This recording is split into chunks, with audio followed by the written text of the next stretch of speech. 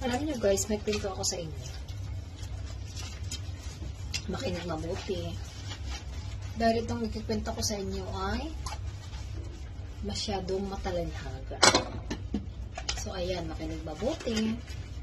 Alam niyo ba ang chismis? Alam niyo ba ang chismis? Narinig mo niyo na ba ang chismis na kumakalat ngayon? Narinig niyo na?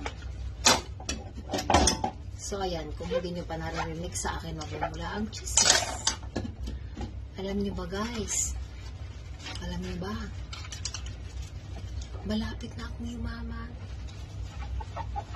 Malapit na akong yumaman. Yun ang chismis. So, ayan. Pera na lang ang kulang.